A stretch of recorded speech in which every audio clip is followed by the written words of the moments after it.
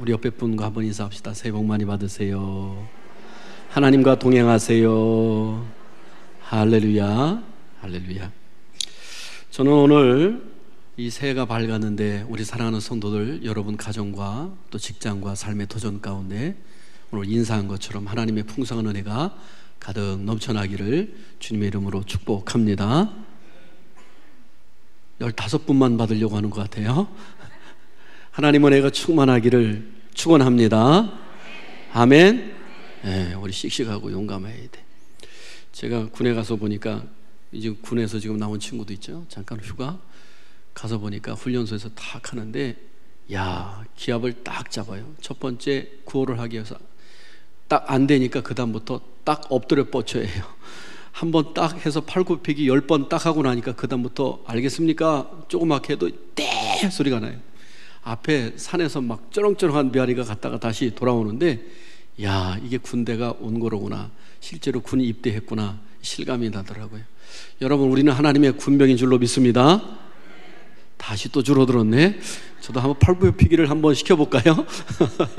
우리 홍대선 장로님이 대표로 한번 하실래요? 사랑하는 성도 여러분, 하나님께서 우리와 함께 하시는 줄로 믿습니다. 오늘 본문 말씀은 에레미야가 하나님께로부터 사명을 받는 장면을 보게 됩니다. 일명 이것을 소명이라고 합니다. 하나님의 부르심이 오늘 에레미야에게 있는 장면을 보게 되지요. 먼저 이 에레미야가 부름을 받는데 배경적인 이야기가 오늘 본문에 나옵니다. 1절에 보니까 베냐민 땅 아나돗의 제사장들 중 hilkiya의 아들 에레미야의 말이라.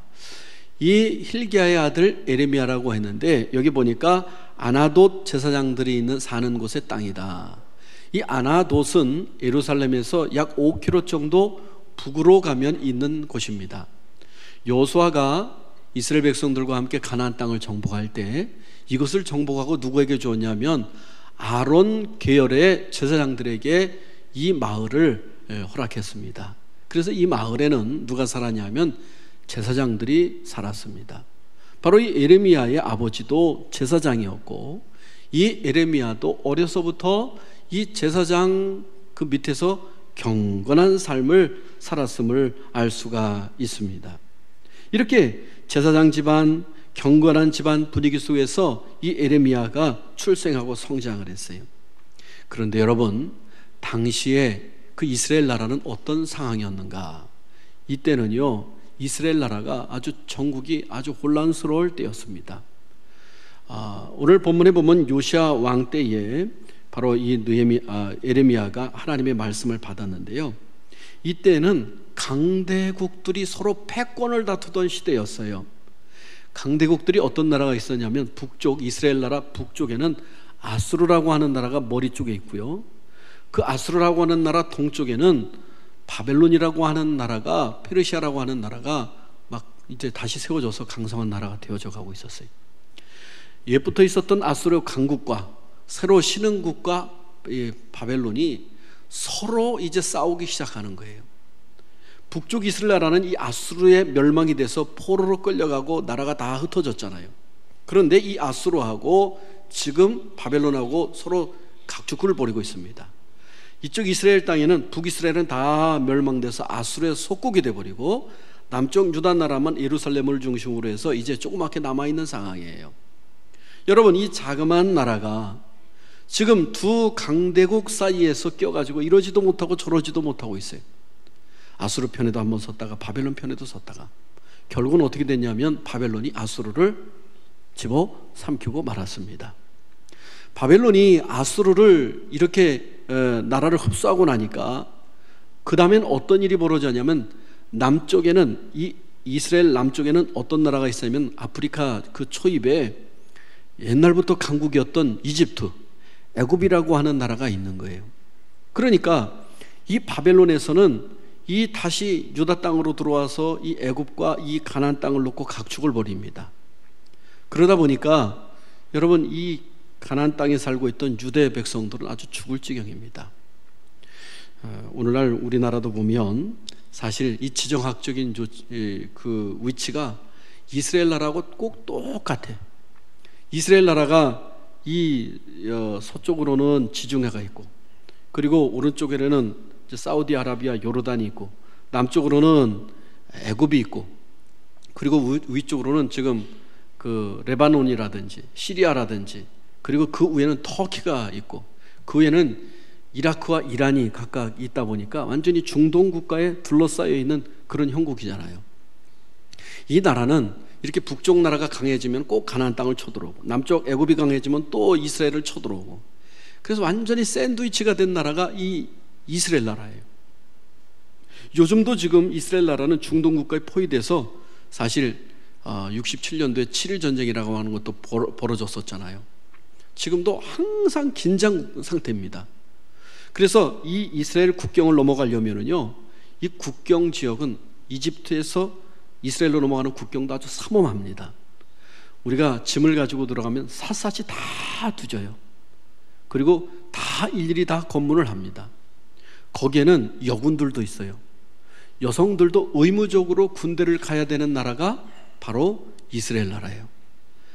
지금은 한 800만에서 900만 정도 인구가 되는 나라, 아주 작지만은 아주 강력한 군대를 통해서 아주 이 나라가 그 주변에 있는 나라들과 지금 아주 담대하게 서서 그렇게 나라를 세워가고 있잖아요. 한 번은 이란이 핵 무기를 만든다는 이야기가 들으니까 이집트에서는 비행기가 떠서 그곳에 가서 폭격을 때리고 돌아오는 일도 있고, 그러니까 이 나라는 다른 나라가 나를 하나를 치면 열을 치겠다라고 하는 아주 그냥 고슴도치 작전이죠. 이런 작전을 피다 보니까 다른 나라가 함부로 하질 못합니다. 이집트가 한 번은 쳐들어왔다가 아주 혼쭈금이 나고 저 시나이 반도를 다 빼앗기는 일들이 있었다니까요. 나중엔 돌려주었습니다마는 이토록 이스라엘 나라는 지정학적으로 어려움을 겪고 있어요. 바로 이 당시에는, 이 에레미야가 나오는 당시에는 바로 애굽과 또 바벨론이 각축을 벌립니다. 너무나도 힘이 든 상황이지요. 그러다가 이 유다 왕국에서는 어떻게, 한 번은 애굽 쪽에 가서 붙는 거예요. 애굽 쪽에. 애굽을 의지하고 바벨론을 배척하는 거예요. 그럼 바벨론이 또 화가 나잖아요. 군사를 이끌고 들어와서 막 또 쳐들어와. 그 두 번에 걸쳐서 쳐들어오는 바람에 이 성전에 있는 모든 것도 다 빼앗아가고, 모든 기물도 빼앗아가는 거예요. 첫 번째는 장군을 보냈지만 두 번째는 직접 왕이 내려옵니다. 여러분, 왕이 전투에 참여한다는 얘기는 뭐가 있을까요? 완전히 항복을 받고 끝장내겠다라고 하는 그런 의도가 있는 거예요. 우리나라 남한산성에서 보면, 그 남한산성에서 그 청나라 황제가 와서 그 한강 그쪽에서 우리 삼전도에서 어떻게 했어요? 우리 선조 임금이 머리가 깨지도록, 선조가 아니었군요. 인조 임금이 머리가 깨지도록 그 땅바닥에다가 3번을 막 받고 항복을 했던 그런 일이 있습니다. 참 안타까운 그런 역사인데, 나라를 살리려다 보니까 어쩔 수 없이 그런 일이 벌어졌어요. 아주 왕까지 동원했다는 얘기는 그러겠다는 거예요.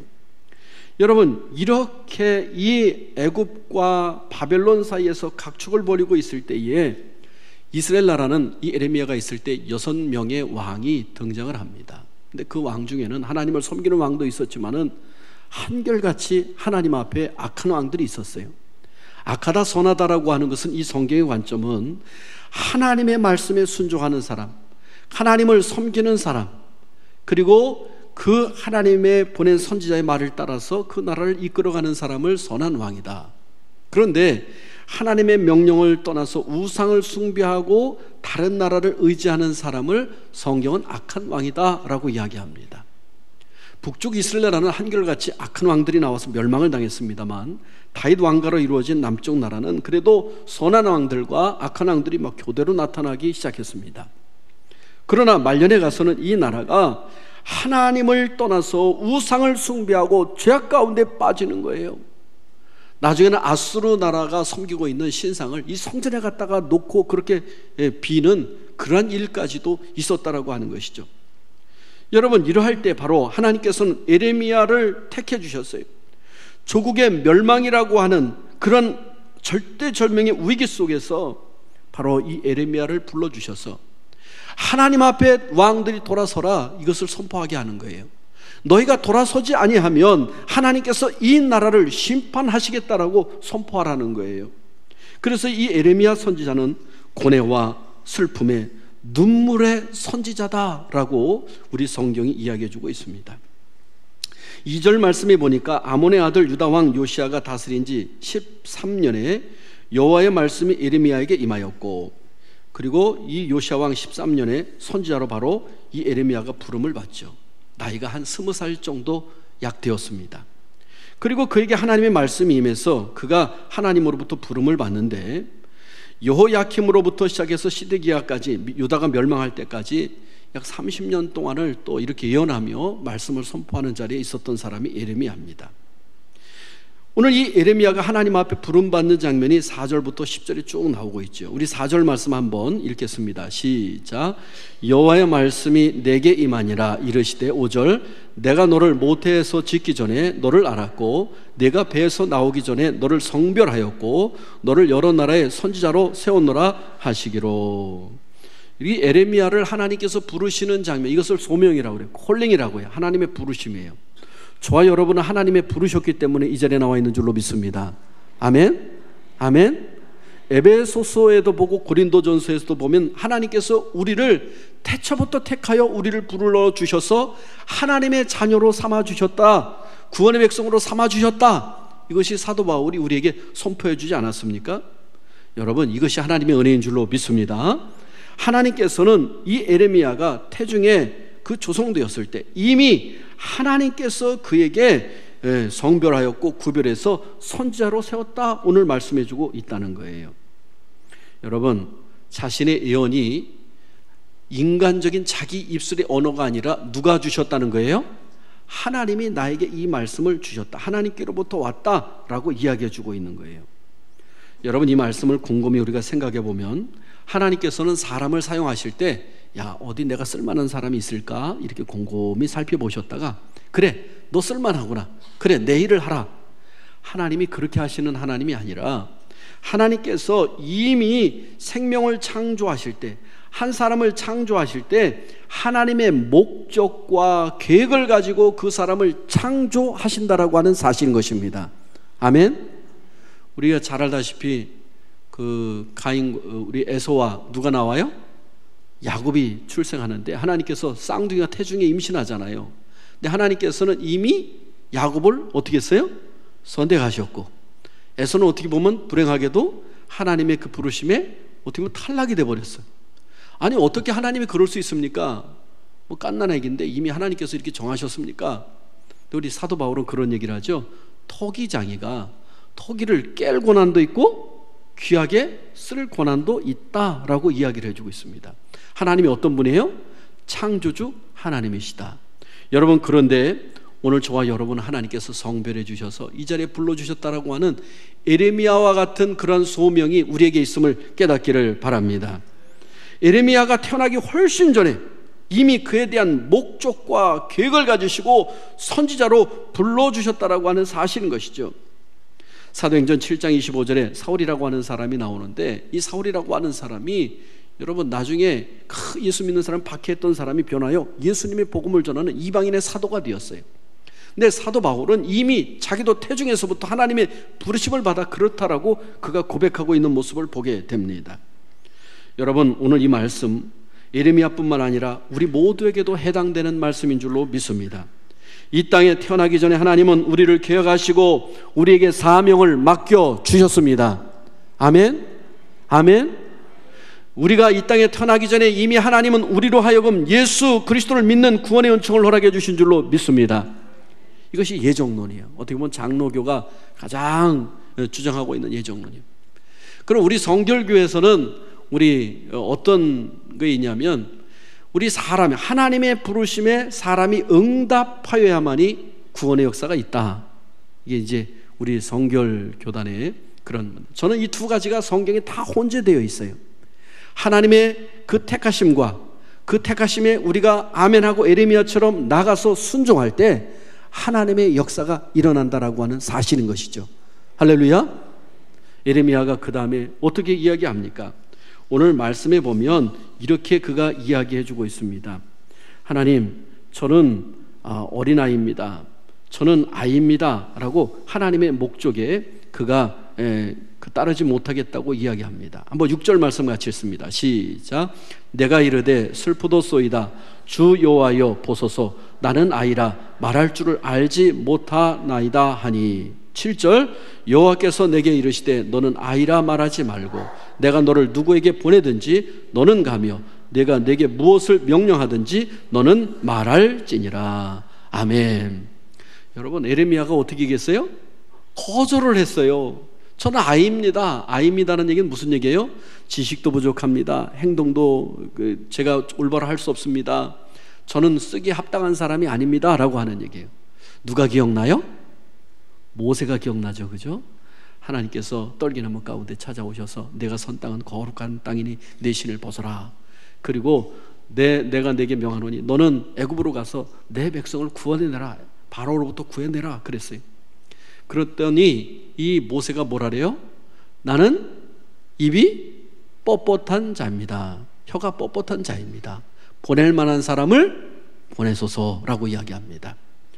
여러분, 오늘 우리가 삶을 살아가는 데 있어서 우리는 사실 이렇게 이야기하고 싶을 때가 많아요. 하나님이 부르시면 하나님, 내가 조금 더 물질을 벌면 그때 가서 할게요. 하나님, 제가 지금 건강이 안 좋으니까 건강이 낫고 나면 그때 가서 하나님 내가 할게요. 하나님, 지금은 시간이 너무나도 부족해요. 내가 조금 여유가 생기면 그때 가서 할게요. 하나님, 내가 아무리 봐도 아무개 집사님이, 아무개 권사님이 더 나은 것 같은데 그 권사님이나 집사님이 하셔야지. 저는 아직 안 될 것 같습니다. 저는 목소리도 안 좋은데요. 저는 지혜도 부족한데요. 아이와 같은데요. 오늘 보니까 바로 이 에레미야가 그렇게 이야기하고 있었던 모습을 보게 됩니다. 여러분, 중요한 것이 있습니다. 지금 이 말씀은 에레미야 뿐에게 한 것이 아니라 바로 나에게도 말씀하고 계시고 나에게 사명을 주시고 계시는 하나님의 말씀으로 우리가 들을 때 이 말씀이 수천 년 전에 있었던 말씀이 아니라 오늘 나에게 주시는 살아있는 운동력 있는 말씀이 될 줄로 믿습니다. 하나님께서 내가 너를 태중에서부터 불러노라 오늘 말씀해주고 있는 거예요. 그럴 때 아멘 하는 사람에게 하나님의 역사가 나타나는 줄로 믿습니다. 아멘. 아멘. 여러분, 지금 내 삶 속에서 하나님의 계획과 목적이 들어있다는 사실을 믿는 사람은 삶이 달라지는 거예요. 인생이 달라지는 거예요. 생각이 달라지는 거예요. 행동이 달라지는 거예요. 여러분, 이 땅에 많은 사람들이 스스로 목숨을 끊는 사람들이 있어요. 어려움이 닥치고 혼란이 닥치면 스스로 목숨을 끊잖아요. 왜 그런 줄 압니까? 소명, 하나님의 부르심에 대한 소명이 아직 확실치 않았기 때문에 그런 거예요. 하나님의 소명이 확실한 사람은 내가 고난이 닥쳐오고 혼란이 닥쳐오고 힘든 일이 있고 어려움이 닥쳐온다 할지라도 하나님이 나를 불러주셔서 나로 하여금 하나님의 일을 감당하도록 만든 사람이야. 그런 사람은 전혀 어떤 일에도 좌절하지 않는 거예요. 낙심하지 않는 거예요. 힘든 일에도 묵묵히 소처럼, 베스메스로 가는 소처럼 자신의 일을 감당하며 걸어가는 줄로 믿습니다. 여러분, 소명이 있는 사람의 직업관도 틀립니다. 세상 사람들은요, 직업을 왜 가져요? 온전히 돈을 버는 목적이에요. 어떤 사람은 이 돈을 버는데 기쁨도 없어요. 감사도 없어요. 아무 의미 없이 그냥 가서 일만 그냥 죽도록 하고 그냥 돈을 벌으면 그걸 다라고 생각해요. 사업하는 사람도 마찬가지. 그런데 여러분, 소명이 있는 사람은 내가 이 일을 통해서 옷을 만드는, 옷을 짜는 사람이면 내가 이 옷을 짬으로 말미암아 다른 사람들이 행복해하는 모습을 떠올려야 돼요. 내가 먹거리 농사를 짓는 사람은 이것을 지음을 통하여 다른 사람이 먹고 마시고 정말로 건강하게 살아가는 모습, 나에게 주신 하나님의 사명이야. 이 직업도 하나님의 사명을 깨닫고 살아가는 사람은 농사 짓는 방법도 다른 거예요.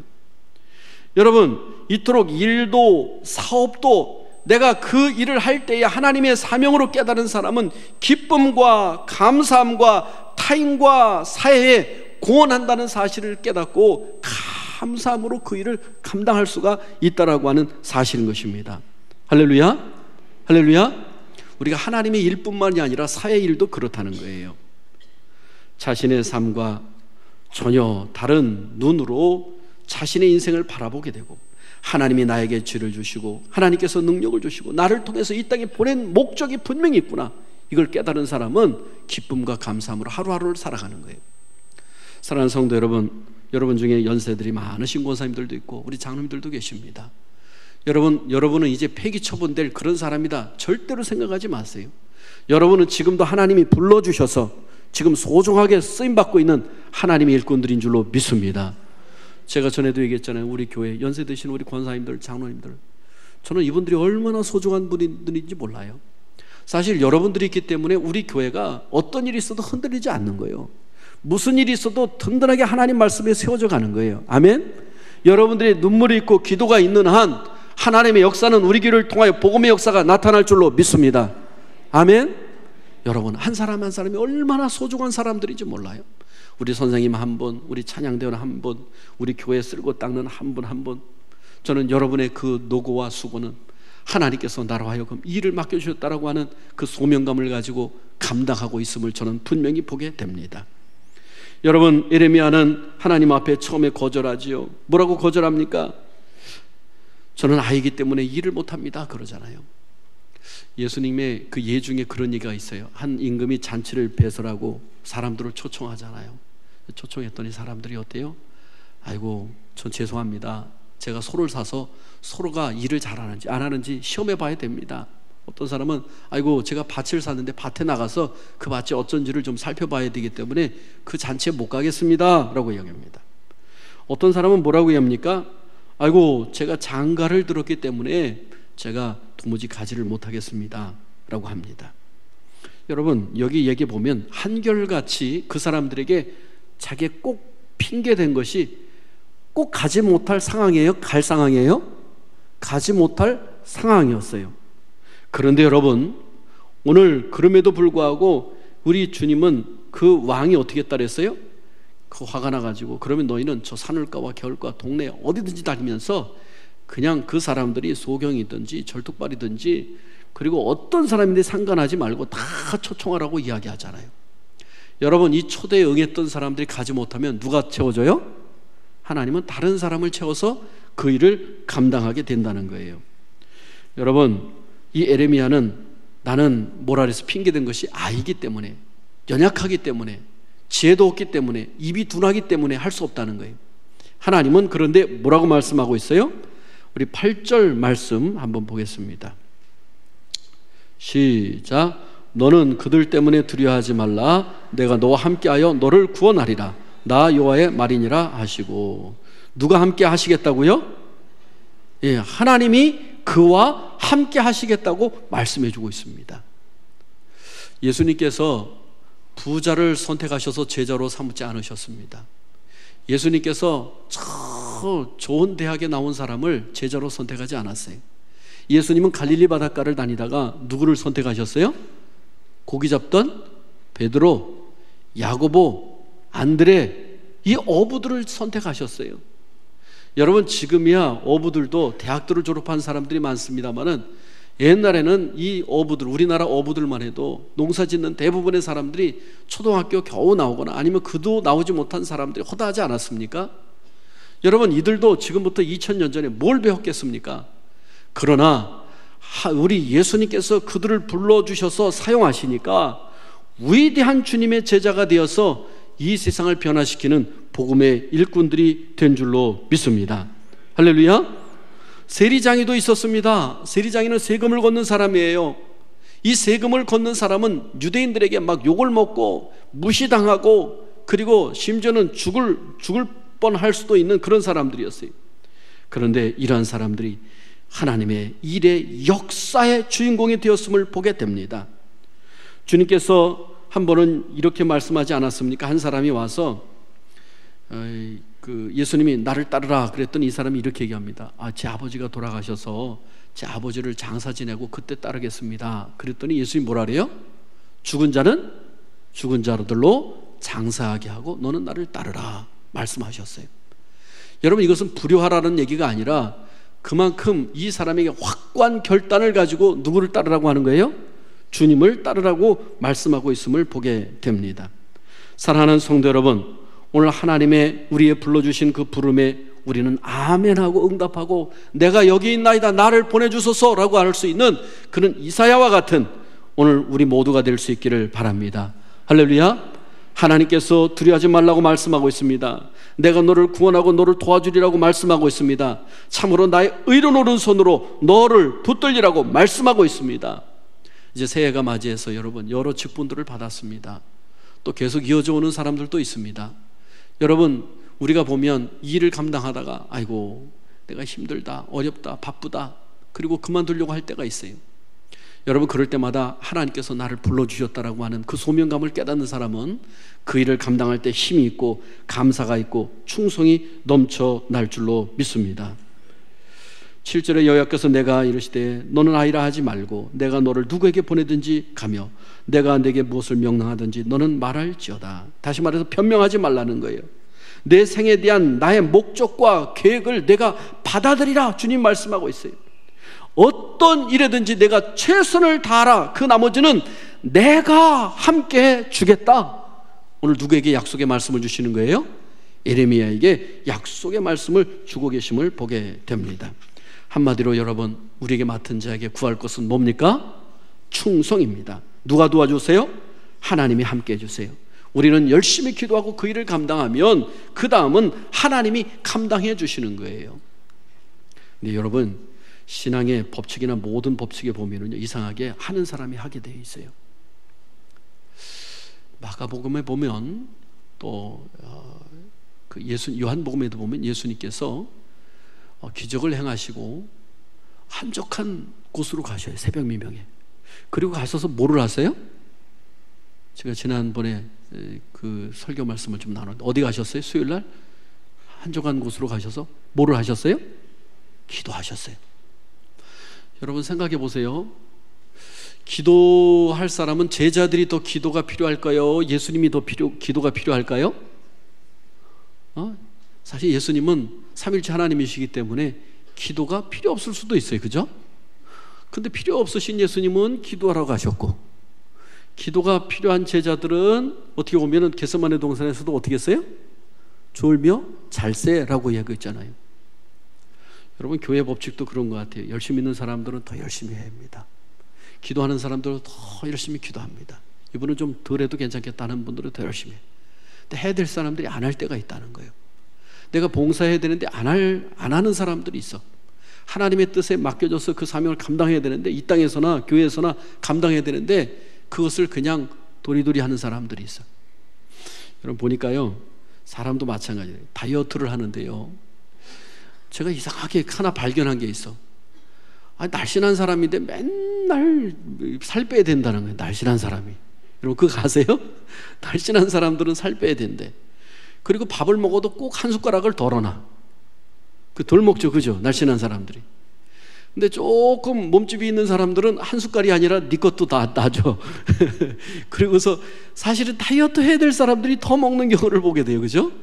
있는 사람들은 절어놓고. 참 이게 사람의 살아가는 법칙인지 아니면 나타나는 것인지 모르겠어요.